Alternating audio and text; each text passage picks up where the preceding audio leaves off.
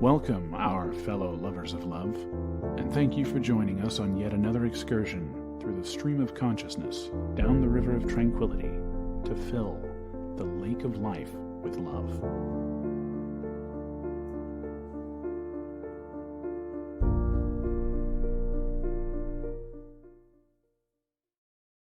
And good evening, everybody. It's fellow Sacramentans and those out in the Levosphere. We're calling it the Levosphere. The Lovosphere. We should call it the Lovey-sphere. The Lovey-sphere. Yeah, there you go. There we go. The Lovey-sphere, or something like that. We'll settle on something. In the sphere of love. Yes. And if you're joining us, it's next Saturday night, I guess.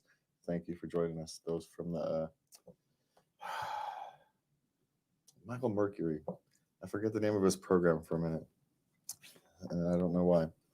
He talks about astrology and this kind of stuff. It's yeah. Cool. He comes in before us when we're on Saturday nights at 10 and Tuesday nights at midnight. It's a vastly different crowd. It's the Metal Gods Radio. So we follow a bunch of metalheads on Nice. on Monday night. Their show ends at midnight Monday, and Tuesday morning ours goes. So we get some lead-ins. We got some metalhead lead-ins on Tuesday nights, and then astrology people on Saturday nights. So that's interesting. So we welcome all of you. We welcome the Sacramento audience and everybody else around the world. We've got some interesting questions for you tonight, and we've got one that I started with. There's a small story behind it, but not much of one. Just some details. That's something a lot of people go through stages in life. So we'll talk about that. But we've got, our standard relationships questions, which is some weird ones, actually. So, and some of these I'm hoping you have some background on. Yes, I do. Okay, on a few of these, because some of those didn't make any sense. So anyway, we've got some interesting relationship questions. So it's kind of a relationship night. We're going to start with those. I did look at the order of these things. And so, but it was actually a good order tonight, so I didn't change the order. I did do some editing and added a couple things. But anyway, so we got some relationship questions, some work questions. There's some good work-related relationship questions in this tonight as well. And I really hope to God we don't get to we'll call it the intimate section, because I don't know how to answer some of those. So that's what we're going with tonight. All right, Lovey. So before we start, we want to make sure that you can do the whole thing, like, subscribe, share. If you want to hear more of us, you can find us at latenightLove.us. You can send us your questions, comments, suggestions, whatever, criticisms to us at love@latenightLove.us. As always. All right, Lovey. So we're going to start here with why does it feel like everything I do is wrong? And now this is from it's early 30s. She's in her early 30s. She's a nurse, and she's kind of at the stage where she's just feeling like everything she's doing is wrong. Every decision seems to kind of be the wrong one. Ooh, those are some tough times. Yeah, and the thing is, it's hard to know, right? Which job is the right one to take? Which date do you accept? Which car do you buy? Which house which apartment building do you rent? All these kinds of decisions that we all have to make on a day-to-day, month-to-month basis. You can get into a rut where oftentimes they'll feel wrong, and you don't really know why you're making wrong decisions, as someone who has made a colossal history of wrong decisions. Sometimes they work out that way, but in the long run, it's presumptuous of you to think you peaked. Yeah. Or what makes you think that the other way would have been any better? Yes. Maybe there's something that you're putting out into the universe that needs to change. There's sometimes things I wanted so bad. And, 5 years later, I stand there and I go, man, I'm so glad I didn't get that. Yeah, sometimes it works like that. And sometimes you have to go through some stuff to get to where you actually want to go. Yeah. And so maybe this is just one of those things where People talk about how life is testing you. The religious people say that God is testing you, but it's we all go through these things, whether it's life, the consequences of your actions, whether it's some supernatural effort. It really doesn't matter. You're still just going to have to go through it, being the best you can be, and eventually, you know, that will win out in the day. You just becoming the best you. The best you is the best thing that you can be. And sometimes it's a little painful to get there. And it never really stops. But, you can get to a point where, not that necessarily it was worth it, but you can understand the journey. And this is something that so many people go through. I mean, I think we've all gone through it at periods of time. Yeah. So it's very relatable. It's very human. And so as all of us, we go through our days and our weeks, and I think we should be very conscious that we're just human beings trying to get through life. And what is it? Some days you're the fish, and other days you're the bear. It's it just is what it is. And, you just try to get through them until the next day. All right, so let's go. We're heading on into some relationship questions. Okay. The first one's I've never encountered this before. How do I, 26 male, get my girlfriend, 25 female, to admit that she's pregnant? No, she just found out, Mhm. but it's been confirmed by the doctor, Yeah, and she's still kind of like, nah. and she's kind of living in denial. Yeah, she's overwhelmed. Yeah, you want her to get to it. You make it as comfortable as possible. Leave it alone for a few days, maybe even a week. Let it settle in. But at some point, she's going to have to start, taking her vitamins, being more careful what she's eating, and all that kind of stuff. So, that's the hard part. Mhm. She's going to have to get into reality soon, or there's other choices. But let's hope that she finds some reality. And Yes. yeah, let's just hope. Okay, what's next?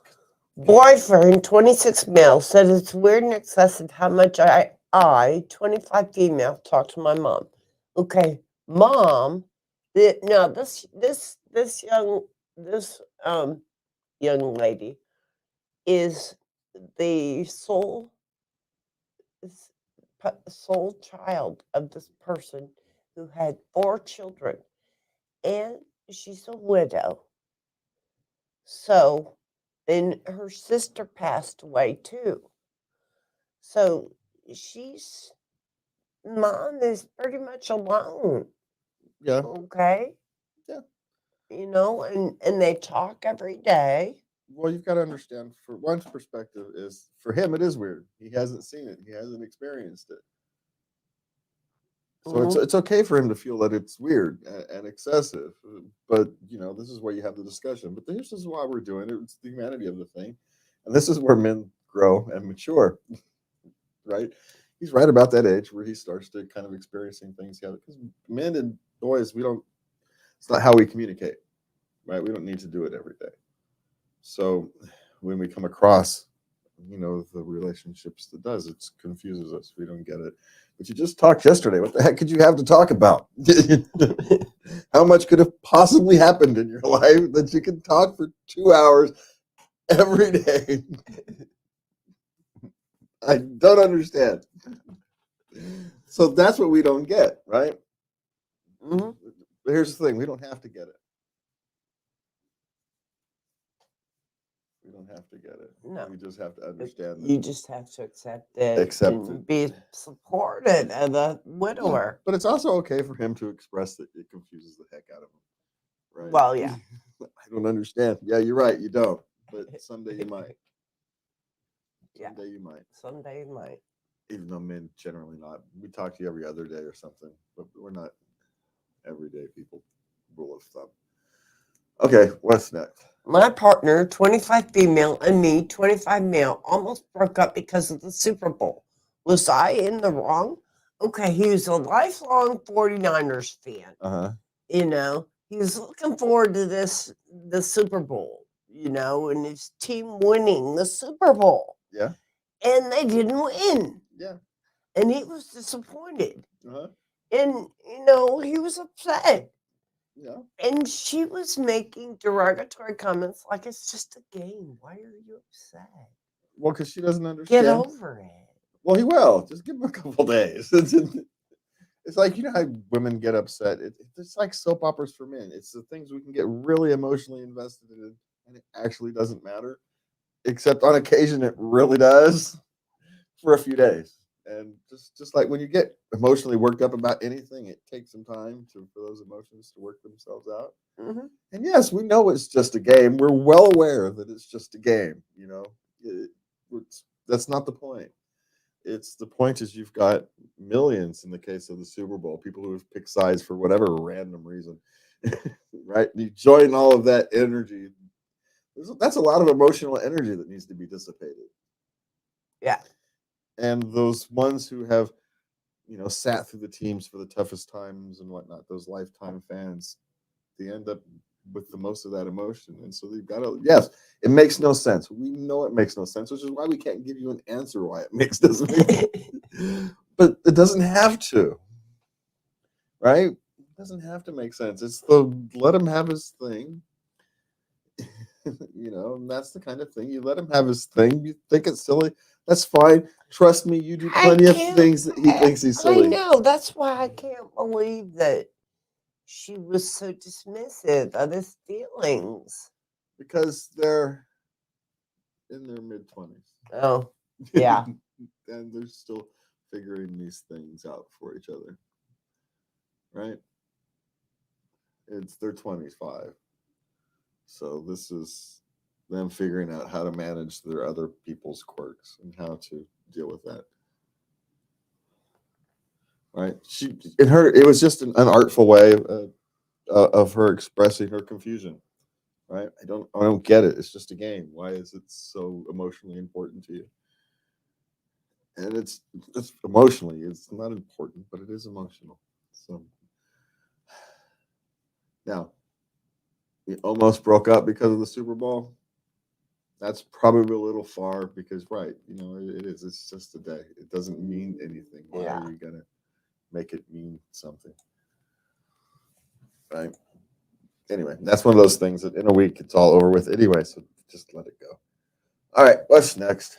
Okay, I, 18 male, am not gay, but I think I'm falling in love with my friend, 18 male. What do I do? Well, this is not uncommon. I mean, we even have a word for it, bromance. Yeah, it's very common with late teenagers. Yeah, in a sense, you're.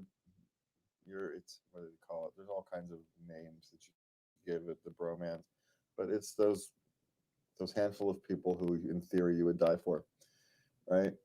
Mm-hmm. Life gives you a couple of them. And sometimes they involve romantics, and sometimes they don't. They're platonic.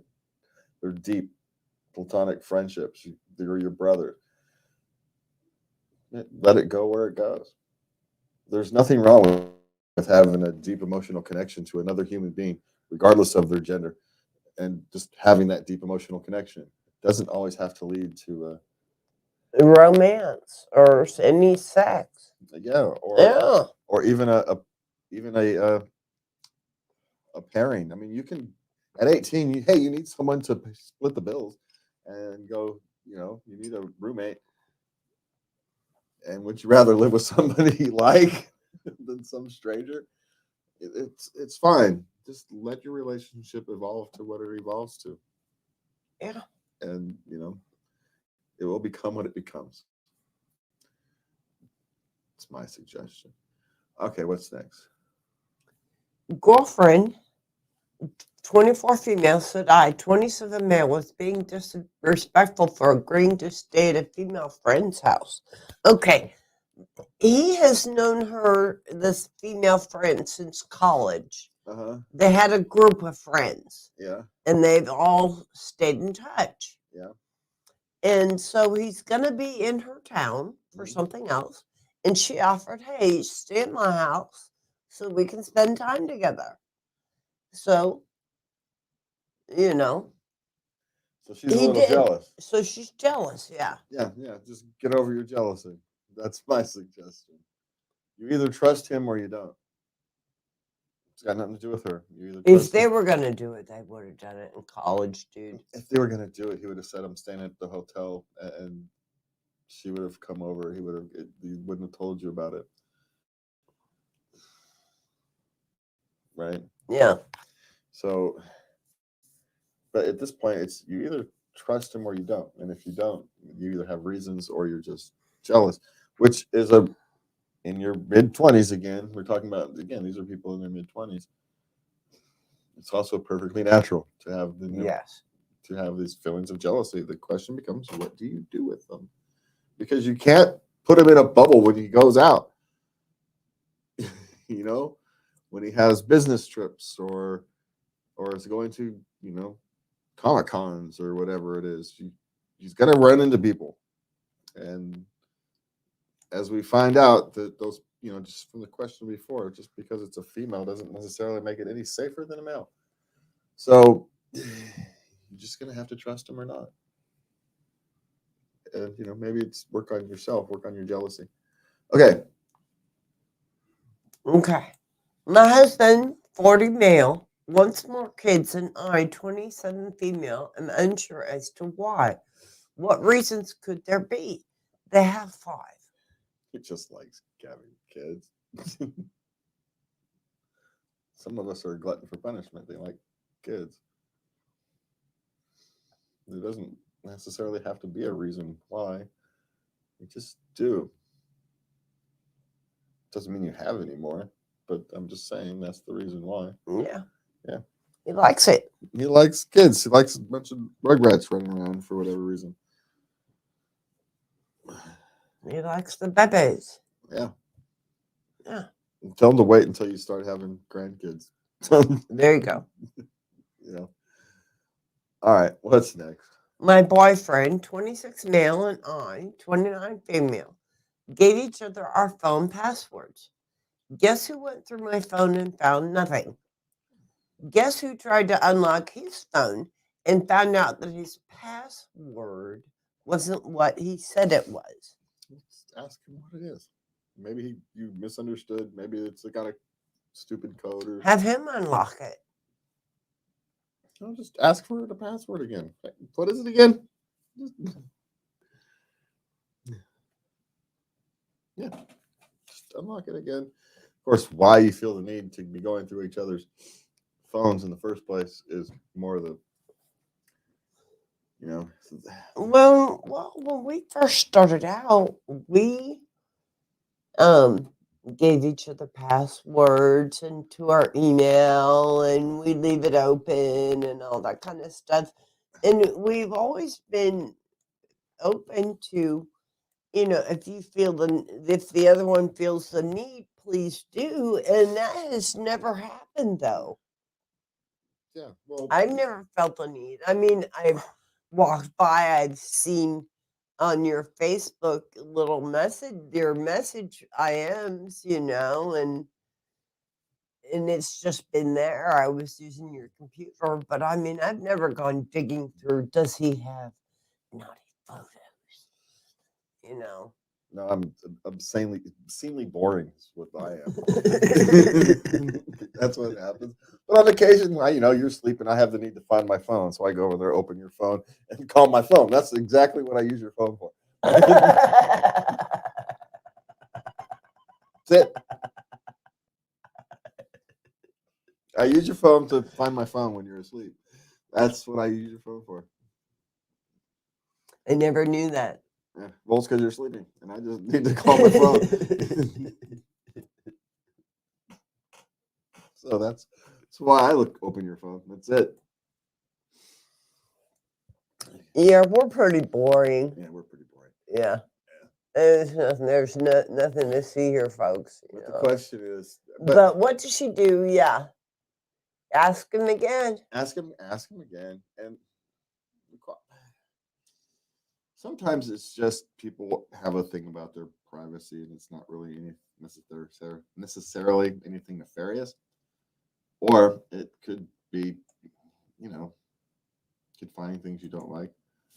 It's hard to know. Yeah. It really is. But, my suggestion is to wait, phones, do they have passwords now? Most of them are pins, aren't they? I thought they were. Anyway, just ask them what it is again and see if you feel the need to look through it. But my guess is your need to look through it is a bigger signal than not knowing the password. All right, what's the next? Okay, my girlfriend, 26 female, told me I'm 26 male, too nice, and she tends to take advantage of that, so I left. She's sorry. Do I take her back? Well,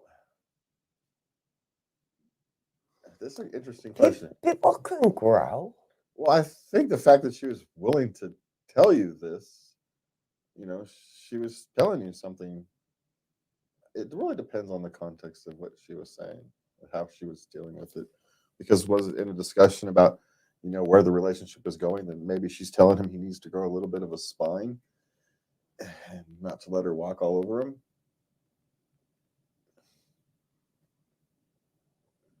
And, maybe you grew too much of a spine. Maybe that's pretty hard for it to admit to somebody. I know you're going to be easy for me to push over. So on occasion, I do it. I don't even really know why. It's hard to admit to somebody. Yeah. And so she was probably trying to figure out a way through it, trying to signal that he needs to grow more of a spine, or they need to be better at signaling to each other how to work through these things. Or it could be a signal that they're not really meant for each other anyway. And But the question is, should he take her back? That's not a question you can answer quickly. That's a question you're going to have to kind of work through and earn. You're both going to have to earn something. You're going to have to grow a spine and be able to not let her take advantage of you, whatever she actually meant by that. And she's going to have to learn to not be manipulative is not the word I want, but it's the word I'm going to use. Manipulative in a relationship. Yeah. So that's kind of what we've got there. I don't know. Should you take her back? It really depends. You're just going to have to work through it. All right. So we've got some parenting questions now. Okay. 4.5-year-old talks from morning to bedtime. Yeah. And she's trying to get this through to this 4.5-year-old, but this isn't really socially acceptable in the real world. It's not.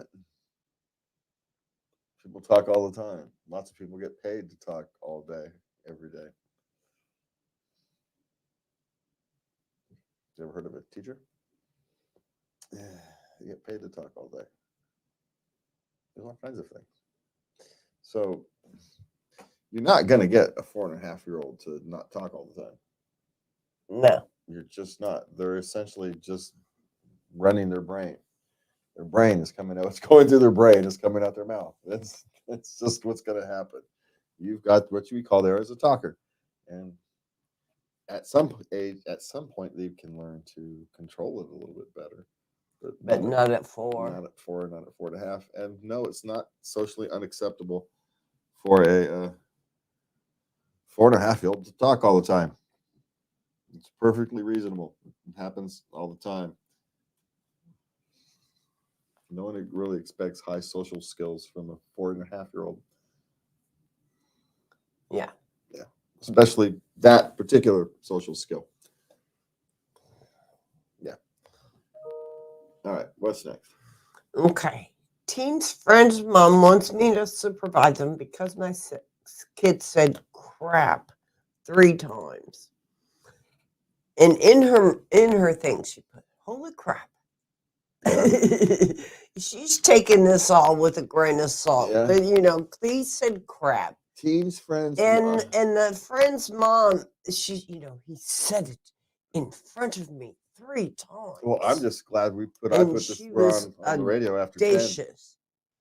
Because we'd be in trouble if we were on during the day and we just kept saying crap all the time. Oh, well, it's just such a I'm just saying. nothing word, though. Yeah, I know. The teens, friends, moms wants to supervise them. Yes. So when they're over at her house, she wants their verbiage closely supervised. Oh yeah, that's gonna work with teens anyway. So that's just gonna make them worse. Just yeah. And now they're gonna mess with you. Yeah, sure, Hillary. Yeah, that's what I'll do. That's yeah. I'll supervise it. All right. You ever heard of pirates talking? That's what we're gonna talk. That's how you're gonna talk now. All right. So what do we got next? Telling 6-year-old they had a set amount of time to finish a meal. Bad parenting? This child takes an hour. Yeah. That if she told him, okay, you've got 20 minutes, he will finish in 20 minutes. Well, is it bad parenting? No, it's the parenting your child needs. Wouldn't be my solution. Doesn't make it a right or a wrong solution. It just means it wouldn't be mine. If it works, it works. It's not unreasonable. Saying, look, you got 20 minutes to eat, 10 minutes to eat, whatever it is. It doesn't take that long to eat. 6-year-old, depending upon the 6-year-old. But if it works, it works. Mm-hmm. If it works, it works. Now, that's one of those things where I'm not willing to judge if it works. If it works for you and your child, and get her done. There's that one. That's the question about it. All right. What is this? What's next? Okay, daughter, 20, hit curb, pop tire, lied about it. Is this a fair consequences? Okay, they quiz this. She's 20 and she's still living at home. She said the tire popped all by itself. Okay. He went out, looked at the car. There's some scrapes and stuff. You can tell she went over a curb. But she won't fess up. So they're making her pay for the repairs in the tire. Yeah. Well, even if the tire had just popped, she had a pothole. And it's still her car, right? And yeah. Yeah. She's 20. Stuff happens. You just got to deal with it. So yeah, making her pay for the damage she caused, regardless of the cause, even if it was a pothole, it's still life has consequences, I guess. Yeah, the consequence is reasonable, right? Yeah, well, you got to pay for a tire, maybe a rim if you actually hit a curb, the rim may be bent, so that might have to be bought. You'll have to check the alignment of the car because you could have knocked that out of whack. So there's all kinds of potential damage on there, and that's where you find out if it was a curb or a pothole or something. Yeah. Okay. Now, it's also possible that the tire blew. She's an inexperienced driver and she smashed a curb.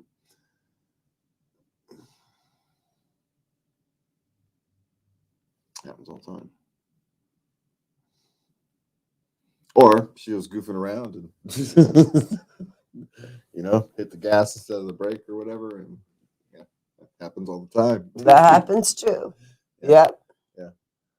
Okay, so what's next? Okay, showering at the gym. Wife upset.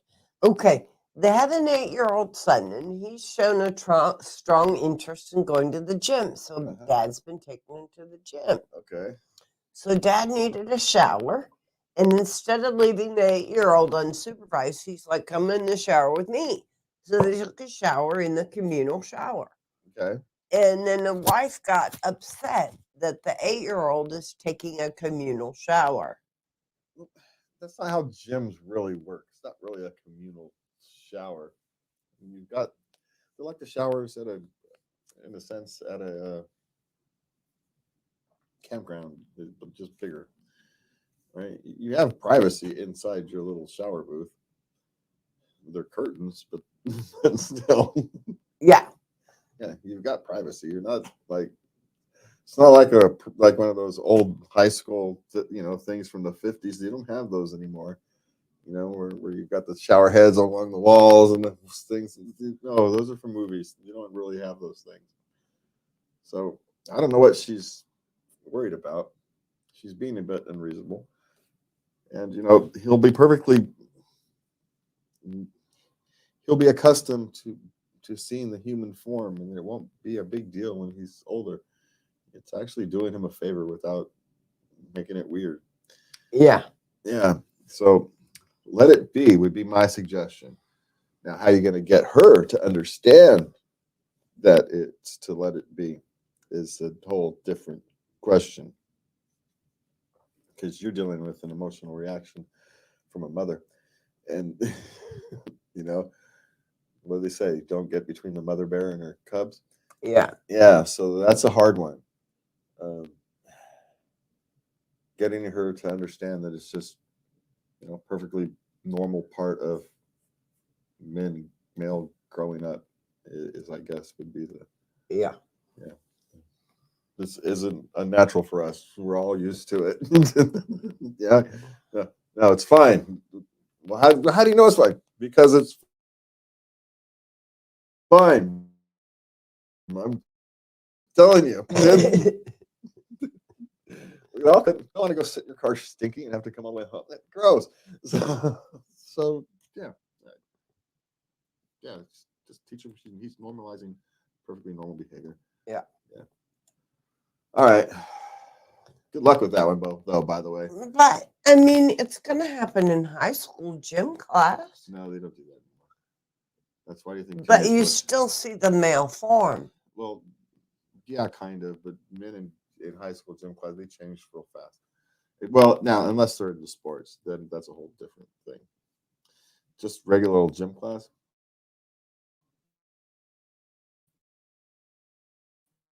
It doesn't really happen anymore. Yes, if you play any type of sports, then yeah. And getting that normalized at the earliest time is better than not, and in a perfectly natural way. People have been showering with other people since the beginning of showering with people. The beginning of showers. Rome. Yeah. What is it? In some places they still do. You go. It's communal showers. You go. Well, I'm going with my middle daughter to a bathhouse tomorrow night. You guys got to find a different word for that. Salt pools. You guys got to start using and saunas. It's a sauna or it's a bathhouse. No, that's not what bathhouse means.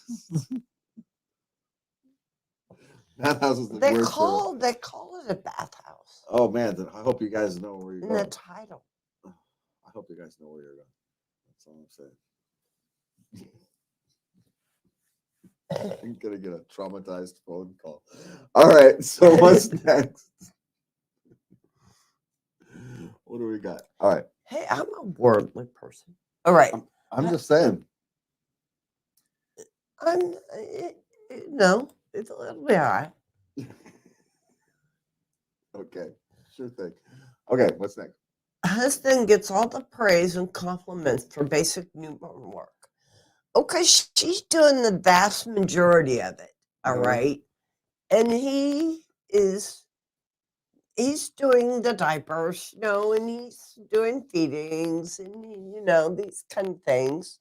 Yeah. Just basic newborn, living with a newborn stuff, right? Right. But he gets all the praise. And she's... Can I say something about this? I don't think women notice the praise they get. Oh. Women get all kinds of praise for being the mothers, and right. You can't walk down society without it hitting you on how brave and strong and powerful mothers are. They get all kinds of. I think we give them too much praise that we actually ignore it now because it's just so. It's just kind of like background noise. And so when they see men who may get too much, maybe he is getting too much praise for, or maybe not, or maybe people are just encouraging him to keep doing more. Yeah, Possibly. you know. Would you rather him do more or less? Is he going to do more if you give him say thank yous, or is he going to do more? So you know, what's your real goal? What's the real point? So what if he gets some praise? You're getting yours. You're just not noticing. So maybe open your eyes and ears to the praise you're getting. You're feeling that you need it. My guess is your husband has given to you plenty. Sometimes we're kind of oblivious and we forget, but most of the time we're pretty good. And oftentimes you guys ignore it. You just brush it off because you're hurried. You're running around. You've got 100 things on your mind. It doesn't click. Well, the problem is it doesn't click. So that's the trick. That's the trick. So maybe you should listen a little better, and maybe he can be a little bit better expressing his appreciation for the work you do. Yes. That's another side of that equation as well. Okay, what's next? Should I share my child's social security number? No. Mother-in-law wants it to open accounts for the children, savings accounts. Go with her to the bank and fill out the form yourself. There you go. So, that's what I would do. I mean, again, that's the only people who really need it. It's the bank and the government. So, leave it between the bank and the government. Mother-in-law, it's a little iffy, but go to the bank and deal with it yourself. There you go. Okay, what's next? How do you reduce your kids' screen time when what you like to do involves screens? Well, okay, the question is, what are you replacing their screen time with? Are you going to take away their screen time and just give them a book, which is really just a different screen? It's just a different form of a screen. Yeah. Yeah. So, or you're going to go send them outside to do some exercises. You're going to go have them go do some community work. Go do some volunteering. What are you replacing that screen time with? Or are you just saying, go fill it with something? Go do something. Go play outside. Well, you can't really play outside like we used to. So what are you replacing that screen time with? You're just replacing it with another form of entertainment, another form of, they'll see through that. So if you want to replace it, you have to replace it with something. Yeah. And not just a different form of entertainment or a different form of education. Because if they're reading on the screen, it's no different than if they're reading in a book. I remember as someone who's kind of follow history, student of history, you go back in time and parents were going, those damn kids and their books, they should be out doing something productive. Right? And now we revere books like they're these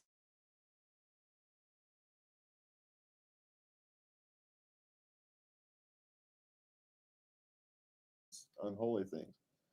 At least our camera for our Okay. we lost our internet for a second. Our internet is having issues with the storm outside, but that's why we have internal recording. Okay. Okay, so yeah, I'll mate the two later. So anyway, where was I? Oh yeah, the screen time. Yeah. It's books aren't these holy things. They're just a way of transferring information, and whether it's a page in a book or a page on a web page, it's still reading. It's still reading.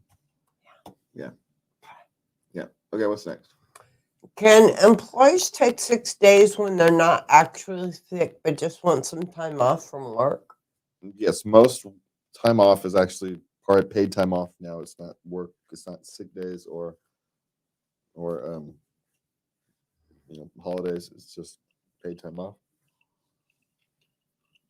They don't distinguish anymore, most companies.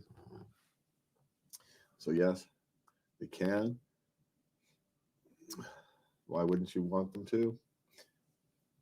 Sometimes you need to recharge. Sometimes you've got doctor's appointments and you line them up on one day. Sometimes you got to go take care of grandma, whatever it is. Sometimes you got to go get the car done. There's 100 things that people need to do on work days, especially if you work 9 to 5 and something you need to do happens between 9 to 5 type of thing, right? Yeah. So yes is the simple answer. Okay. What are some specific lines I can say at work today to make it sound like I watched the Super Bowl? Okay, this is like, by the time some people hear this, is gonna be like a week and a half after the Super Bowl. So Oh. But the thing is, why would you want to do that? Yeah, just don't. The question is just be who you are. Just say, I'm not interested in that. Cool. Did you guys have a good time at your parties or whatever? Feel some interest in, you don't have to put down their interest in the thing just to say that you didn't have any interest in it. Right. And you can be interested if they had a good time. You can genuinely want if someone had a good time at their Super Bowl party and have no interest in being at a Super Bowl party. Right. Those two things aren't mutually exclusive. Right. They're not. Yeah. And so football's not my thing. I went grocery shopping, or while everybody was at home, we decided to go to the mall. Whatever it was, we saw movies. Talk about your movie. Just be who you are, and trust that who you are is, likable. And if it's not, let's work on it. What's likely not likable is you trying to pretend that you're something you're not. That's what's not likable. So yeah, just say, no, I wasn't into the Super Bowl. I went to the movie instead. We had a good time. How was your Super Bowl party? Cool. You guys have a good time? Sweet. Just be a nice, fun human being. It's fine. Don't pretend. Okay, what we got next? Can I be forced to work from home on a snow day, even though I work in a daycare? Okay, if it's a snow day, they can't go into the daycare. They have to do training videos at home online. Well, you're getting paid for it? Yes. Just quit complaining. Yeah, it's the easiest pay you're ever gonna get. So just do the training videos. Yeah, you probably have some kind of requirement to have these training videos. And guess what? A snow day is a good time to go through some of these training videos. Yeah. And so, yes, work from home. Do a little work. My God, what is wrong with people these days? I have to watch training videos on a snow day. Yeah, there's people out there having to go out and work on the snow day and keep your electricity on and keep your plumbing working and plowing the roads, and you're complaining about having to watch training videos. Just think about that. You're sitting here in the comfort of your home, with the heat and lights and internet, while the guys who are keeping those things on are outside working. So just saying, maybe you should just, grab a nice cup of hot chocolate, sit down in front of your computer and watch a few training videos. That's all I'm saying. Okay, what's next? Does it look bad if I do not go to my work night out social event? Yes, but what do you care? And it depends what looks bad. It depends what your goals are in the long term in the company and whatnot. Are you trying to network? Because that's what those things really are. They're networking events. They're a chance for you to get to know people and build a network. So in the future, you guys can pull each other along and help each other out. Now, maybe you're not interested in doing any of that with any of these people, which is perfectly fine. So don't. But that's what those kind of things really are. They're networking, a little bit of team building, but really they're networking events. And so you really have to decide, are these people you want to network with? That's a business decision, maybe a personal one, but mostly business. And just make a decision. That's all it is. Does it look bad to the people there? Yeah, because they want to network and you don't. Yeah. But, if you don't, then what do you care? Okay, next. Is it bad not to do any extra work on minimum wage? What do you mean by extra work? That you're paid to do tasks for a fee, essentially. Well, should they, go the extra mile? No one goes the extra mile. You should do your work ethic really shouldn't matter, be based upon how well you're paid. Now, the amount of BS you're willing to put up with might vary depending on the size of your paycheck, but your work ethic shouldn't. And that's what we're talking about here. Is there a task that needs to be done? Are you able to do it? Then do it. Right? If you're the one who's only ever going to do the minimum amount of work, you're going to be the first one let go when times become tough. Maybe that's fine. Maybe you're okay with that. Maybe it's a job you're only at for a year, so it doesn't really matter. That's fine. It's just if you want a career there, if you want to build a reputation that will travel with you wherever you go, then you're not doing the extra mile for that particular paycheck. You're doing the extra mile for the paycheck you get in 10 years. And that's what people don't understand. They think they're doing something for now. You're building a reputation that will pay off in 5, 10, 15 years. That's what you're building. That's what you're working hard for. Not the current paycheck, a future one. And most likely not from those people. But reputation is a weird thing. It travels with you. So you don't allow your work ethic to be, work ethic doesn't change. The amount of BS you're willing to put up with might change by your wage, but your work ethic doesn't change by your wage. And especially if it's a minimum wage job, you're at the bottom of the rung. You want to get to the next one. You're going to have to work for it. That's just how it goes. Okay, what's next? I have an interview tomorrow. I was recently forced to resign from a toxic job that I had for only 2 months. Should I mention it? What should I say? If it comes up at all, which would only come up if you put it on your resume or something, it's one of those things. If you don't have a good answer for it, but try not to stumble into the question. And the answer is something that just wasn't the right fit. You don't talk bad about the company. You just say it wasn't the right fit. Yeah. And you move on. I say it just wasn't culturally, there was not a cultural match. And don't allow them to try and get you to talk bad about the company. You start talking about what you look for. Yeah. I'm looking for places that are encouraging and positive and hopeful. Don't say anything about them. Talk about you, because it's not about them. It's about you. And so don't talk bad about the company. Talk about what you're looking for. Because remember, in a job interview, you're interviewing them as much as they are you. Yeah. And that creates an equal conversation. That mindset creates an equal conversation, and that is very attractive. It's very, very attractive. So, okay, good luck. And by the way, this one's over. I hope you got your job. But for other people. Okay, struggling with favoritism at work. The boss has a pet. Yes. And you know why the boss has a pet? mm, Because they get something done. You may not see what they get done, but they get something done. They may cover the boss's butt, but they serve a purpose. That pet serves a purpose. Bosses don't have pets for no reason.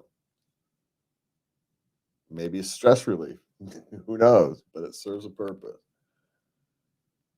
It doesn't make it right. It just makes it is. And how do you deal with it? You don't. You just do your job and don't worry about it. Let him have his pet. What do you care? Does it interfere with your tasks? Or is it just annoying? If it's just annoying, don't be annoyed by it. It's a choice. maybe look for a better job sooner rather than later. But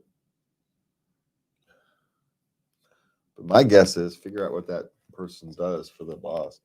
And there's something there. He'll take on the tough tasks. He'll do the things that no one else wants to do. When he goes to them for goes to them for the risky. Yeah, there's something. Yeah. There's something. He got there for a reason. And you find out that reason, and then everything makes more sense. But these kind of things happen because of trust.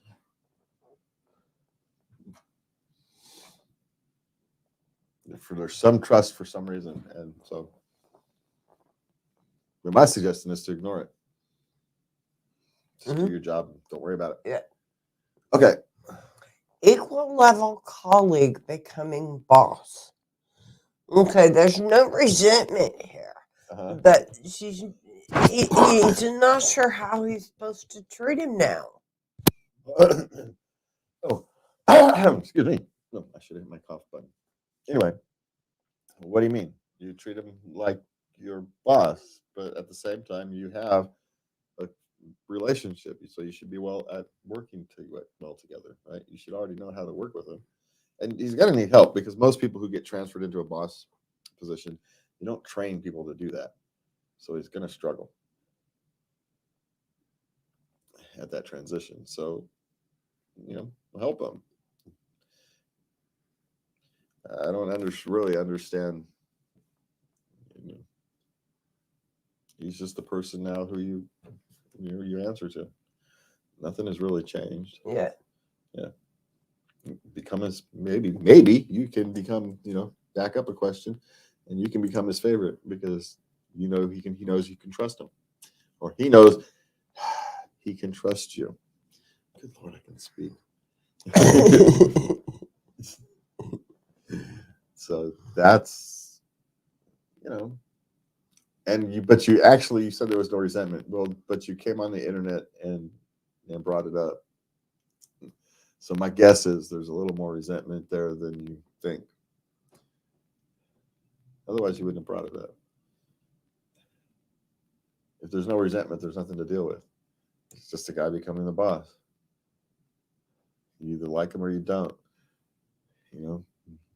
He's either smart or he's not. Whatever. So maybe there is something to deal with on that. It would just be something to think about. Okay. Help me convince my boss for me to work through lunch and leave early. Actually, depending on your state, that would be illegal. Yeah, your boss can't do that. Your boss could get in real trouble for that. Yeah. Yeah. So, yeah, I know you'd love to be able to do it, but you probably can't. So, and you can't not take your breaks either, by the way. Yeah. You still have to take them. Now, many people don't. Many people kind of, I don't take one 10 or 15-minute break. I take a few minute breaks every day, here and there. So I take lots of little breaks throughout the day rather than a long one, which I probably shouldn't say on the air.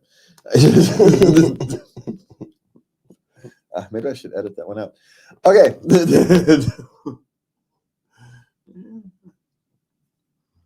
Well, your workflow is like that. Yeah, and I make the choice. It's not like no one tells me. If I wanted to take 15-minute breaks every, right on time, I could manage my schedule to do that. It's just not how I like to work. I like to be able to work for 30 minutes, get up, take a 5-minute break where I don't think about anything, go work for an hour, and go take another 5-minute break where I don't have to think about anything. Work for 20 minutes and get up and go take a 10-minute break. These are the kind of things I like to prefer to take them as I need. Yeah. And I have the luxury of a job where I can do that kind of thing. So, unlike when you work at like an assembly line, you take the break when the assembly line stops, right? Mm-hmm. Everybody takes their 10, 15-minute break at the same time. Same thing in the warehouse. Everybody takes their break at the same time because having different people on different breaks messes with everything. And so it really kind of depends. But in terms of this, you can't skip your lunch. They're not allowed. Sorry. Yep. We wish it wasn't so. Okay, what's next? I got fired from every job, including my last job. The reason for them firing me was 100% not true. Why does this keep happening? Okay, here's the trick. It's not the first time. So this apparently keeps happening. So when the same thing keeps happening over and over, the thing to question is the person in the mirror. Why does it keep happening? Are you misrepresenting your skills? Are you not culturally fitting? Are you're not evolving? Are you causing conflict in the workplace? What are you doing? And so they're not going to put some of these things down. They're not going to put doesn't work well with others. They're just going to say you're not performing up to standard and they're going to let you go. And you say, but I am performing up to standard. Well, no, you're not. The standard is to fit in. The standard is to all these other things. So that's my suggestion. Mhm. Yeah. Okay. Can you scroll down a little bit? I have an employee that takes 1 day off a week. This employee is a key employee, so it's hard to discipline fire this employee. The employee gets 3 weeks personal time off, but has severely abused that. What should I do? Maybe you should work with a schedule so he only has 4 days of scheduled work a week. Hopefully you're in a state where you allow like 4 10-hour days and you can get, if he's that key of an employee and he can get his work done in that kind of time, maybe it's you adjust his schedule. I mean, if he's always taking 1 day off a week, maybe he has a anxiety issue, or maybe he's got, something at home he's got to do on Fridays or Mondays or whatever, medical issue with a spouse or a child. You don't feel like telling you about it for whatever reason. So maybe the thing to do is to have a discussion with him about his schedule. Mm-hmm. That's what I would think about. Okay. Do managers actually care when a good, hardworking employee in a hard-to-fill position says they're quitting? Well, yes, but your version of a good, hardworking employee might be different than theirs. But two, it's also a business decision. You leaving is making it your own business decision. So they won't make theirs. They're just going to go find you and replace you. Everybody is replaceable. Organizations can be restructured around these kind of things. It's not the end of the world. Whether you like it or not, it just is. We all have to do it. We all have gone through these types of things where, we all think we're a key person in the organization. We leave, and guess what? The organization continues and marches on. Yes, it does. Because you're not as key as you think. There's lots of people out there who can do your job. They do it differently than you. Maybe you can do it better, maybe not, or maybe it's just different. But any job you can do, there's likely somebody else who can do it. Most of us aren't that special. No, including me. I can be replaced on any of the things I do. They'd be different without me. Maybe for the better. Who knows? Okay, so now we've got sex questions, which is good because we are actually past our time. So this is perfect. I don't have to put these in the radio show. All right. So, all right. Woohoo. All right. So what's next? Okay. She orgasms quickly and is one and done. Now, usually it's the woman complaining, making this comment. Yes. But now this is a man. She orgasms quickly and says, okay, that's it. Okay, I'm done. Bye. Well, then, and do this reverse. Then you work the other way? He gets to come first. Well, not as, yeah, I guess gonna have to. I don't know.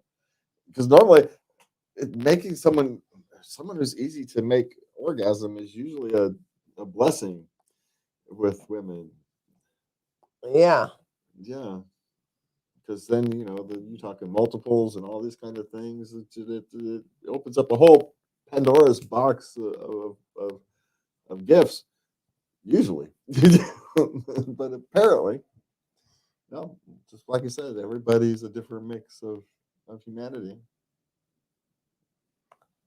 My question is, why is orgasm the goal? Well, that's because it's the goal. It's the innate physical goal. It's the pre-programmed goal in our little monkey brain. Isn't it supposed to be mutual enjoyment? No, we have added that on top of this little ancient brain of ours is we must reproduce, we must reproduce, we must reproduce, just like every other creature on the planet. And the best conditions for reproducing are when both people have an orgasm relatively the same time. So that's the goal.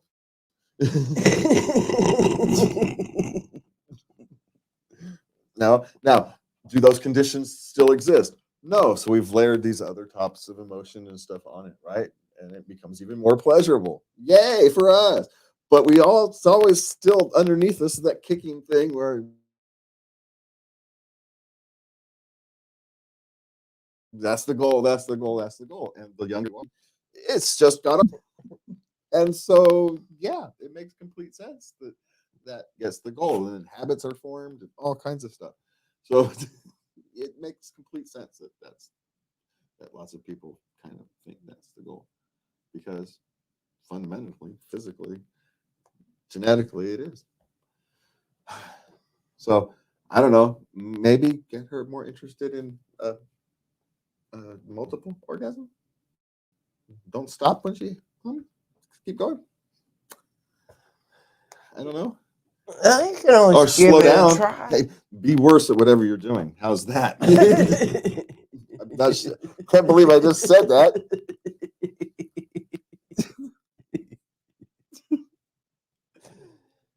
But yeah, maybe the key here is to not be as good at lovemaking, or at least slower. Yeah, miss the combination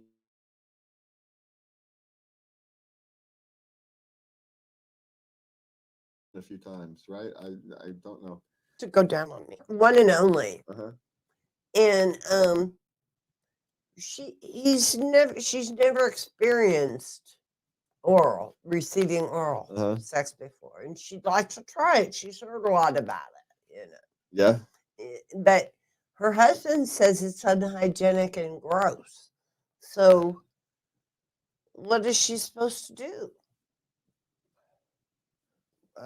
That's a good. Well, it really depends on what's the real reason, because all of sex is unhygienic and gross if you think about it. It's just, if you really, really think about it, it just is. So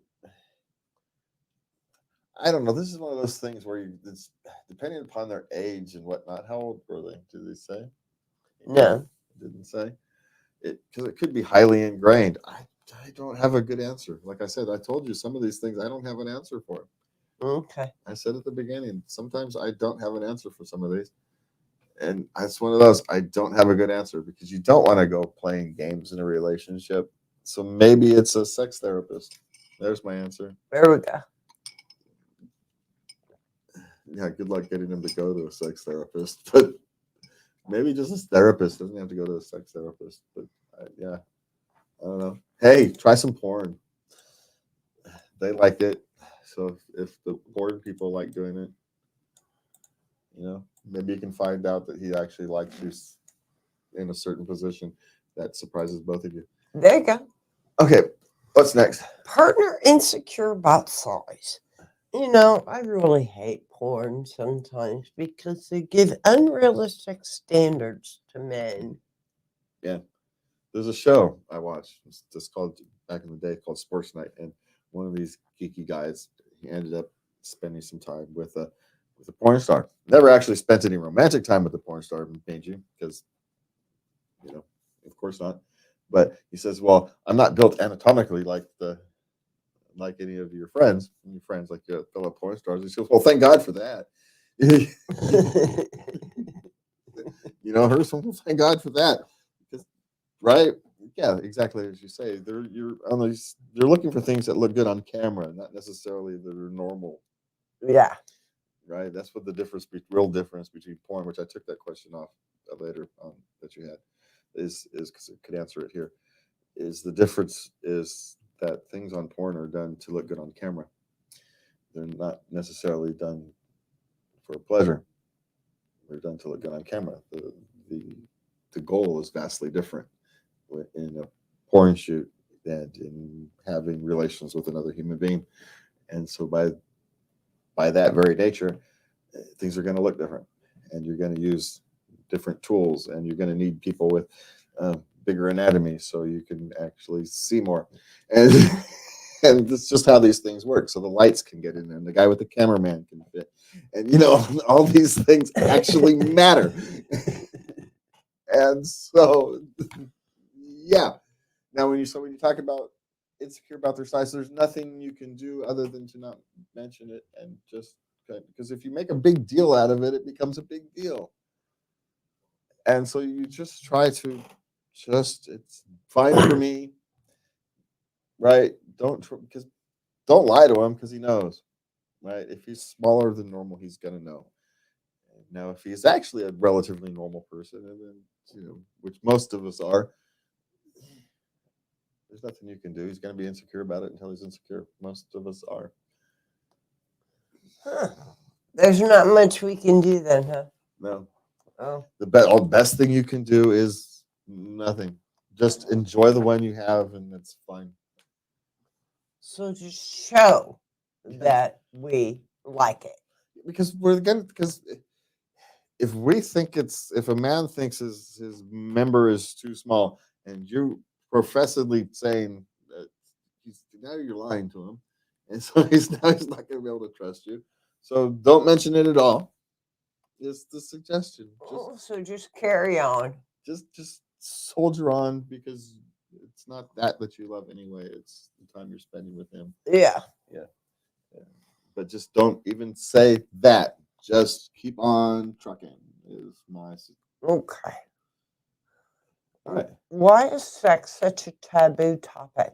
Because it's the most personal thing you can really do with another human being, and it's nobody else's business, right? And we all have, well, not all of us, many of us have, things you don't necessarily want humanity to know about. You barely want your partner to know about until you find out they like the same thing, and then it becomes a thing, right? It's just, you don't want the people you work with to know the kind of relations you have at home, right? You don't want them thinking that way when you're trying to get a job done. So it's for quiet. It's for behind closed doors, historically speaking. Yeah. Just why do you want the world to know? Some do, and it's fine, I guess, for them. But for the most people, it's a private thing. And so it's not necessarily that it's taboo. It's just there's no need to talk about it in polite. If you're at Starbucks, there's no really need to talk about your sex life at Starbucks. No one cares. No one cares. Well, even if the people care, the people who are behind you don't want to hear it. Don't want to hear about it, dude. Sorry. Yeah, he just don't. And even your friends don't really want to hear about it. Just saying. Okay, that's not cocktail party topics. Just saying. Okay. Feedback and communication is important, but when and how? Okay, there are different types. In the moment, direction sometimes has to be done harder, faster, slower. No, yes, I like that. Stop it. You got to give some feedback in the moment. But there's also times when you're lying there and you're just cuddling and you can just kind of, I really liked that thing that you did, such and such, Yeah. There you go. You answered your own questions. There you go. All right. What's next? Okay. How can I be more open and transparent with my sexual partners about my turn-ons? Um, How about becoming more transparent with your partners while with your turn-ons before they become partners? That, maybe you should talk about those things before you become sexually involved with somebody. Just saying. If you're waiting until after you've become sexually active with somebody to discuss the things that turn you on, you may have done these things in the wrong order. ooh. It's just what I'm just saying. Now, there's levels to some of these things, but generically speaking, you should pretty much know if someone's in your chapter before before you open their book. I'm just pointing this out. It's probably not a good idea to find out what chapter they like after the fact. Just pointing this one out. So how can you be more open and transparent about them? By being more open and transparent about them. There's no secret to this sauce here. It's the old Nike saying, just do it. Is it difficult? Yes. Is it awkward? Yes, just as we discussed, because discussing sex is awkward and taboo, and we've got this weird thing in our brains that it makes it all very difficult. But guess what? You get better as you practice. Just like anything else, you get better as you practice. And so, yeah, you should just practice. Practice. I guess apparently this person has to practice with the people they're already relating with. Yeah. But and maybe you should know. I don't know. Depends how active. In the olden days, you could always just kind of find out by what kind of porn they liked, and then you could kind of work your way from there. But I'm not entirely sure that entirely works. This is related to this next question, I guess. Advice on how to ease my shy boyfriend into a kink. Okay, is it one he's interested in? It's golden shower. She has no idea. She has no idea if he's interested. Mm-hmm. Well, it actually didn't matter what it is. It's just you've got it. Well, my guess is even women can get into, especially shy and socially awkward, gets to do pretty much anything. My guess is it probably won't be that hard.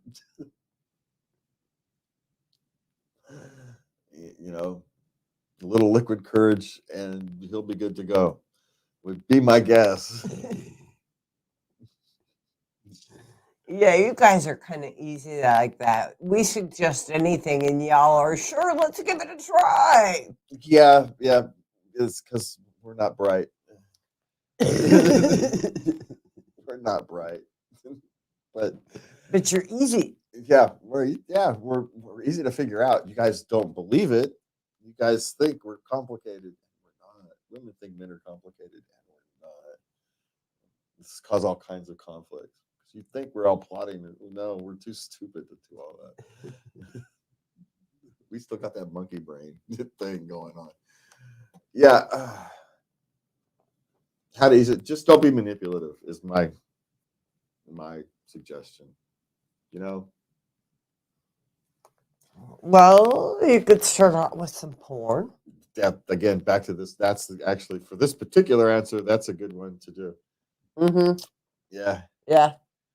Yeah. Well, that was interesting. Hey, maybe we could try that.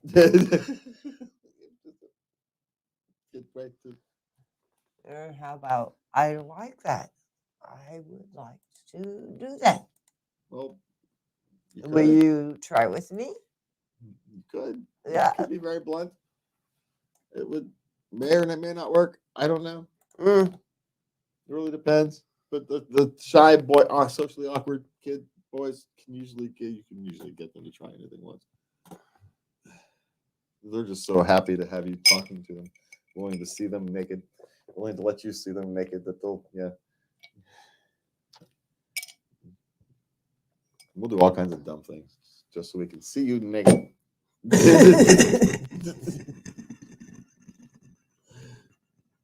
Just saying. There's whole websites devoted to it. OnlyFans. I'm just saying. We're not bright. And we're not bright. But we are out of here tonight. Oh my God, that went off the rails. So we're out of here. We've got somebody follows us on Saturday nights. Oh God. Good thing they didn't have them. This channel with Jake who's following with playing country music. Oh, A mother and her son play country music following us on Saturday nights. Good thing this one isn't their lead in. Our lead in stops here with I think this one is where we'll end up stopping. oh. Anyway, we are out of here tonight. Thank you for watching. You can always send us your questions, comments at love@latenightLove.us. You can find previous shows and the questions we answered tonight at latenightLove.us. And if you caught us on whatever, like, just share, subscribe, do all that fun stuff, or don't. We will love you anyway. For me and Lovey, thank you for joining us tonight. I forget what my closing is. Oh, love everybody and good night. Good night. I went like brain dead there for a second. That was weird.